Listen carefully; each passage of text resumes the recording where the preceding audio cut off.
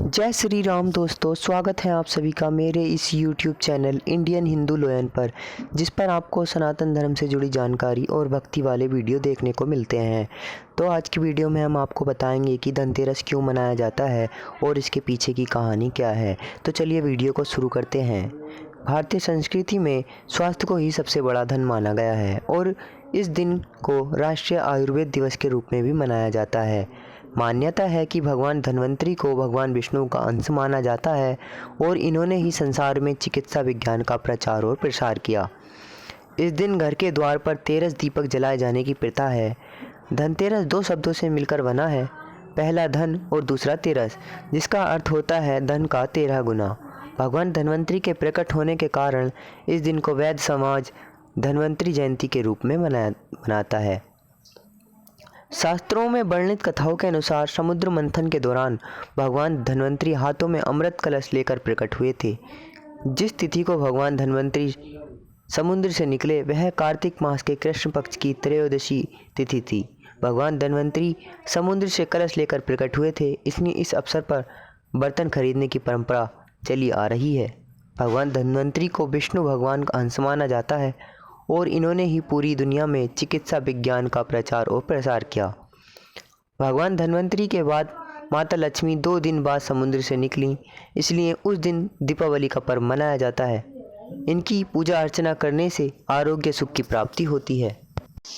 धनतेरस की पौराणिक कथा। एक बार मृत्यु के देवता यमराज ने यमदूतों से प्रश्न किया कि क्या कभी मनुष्य के प्राण लेने में तुमको कभी किसी पर दया आती है। यमदूतों ने कहा कि नहीं महाराज, हम तो केवल आपके दिए हुए निर्देशों का पालन करते हैं। फिर यमराज ने कहा कि बेझिझक होकर बताओ कि क्या कभी मनुष्य के प्राण लेने में दया आई है। तब एक यमदूत ने कहा कि एक बार ऐसी घटना हुई जिसको देखकर हृदय पसीज गया। एक दिन हंस नाम का राजा शिकार पर गया था और वह जंगल के रास्ते में भटक गया था और भटकते भटकते दूसरे राजा की सीमा पर चला गया। वहाँ एक हेमा नाम का शासक था। उसने पड़ोस के राजा का आदर सत्कार किया। उसी दिन राजा की पत्नी ने एक पुत्र को भी जन्म दिया। ज्योतिषों ने ग्रह नक्षत्र के आधार पर बताया कि इस बालक की विवाह के 4 दिन बाद ही मृत्यु हो जाएगी। तब राजा ने आदेश दिया कि इस बालक को यमुना नदी के तट पर एक गुफा में ब्रह्मचारी के रूप में रखा जाए और स्त्रियों की परछाई भी वहां तक नहीं पहुंचनी चाहिए।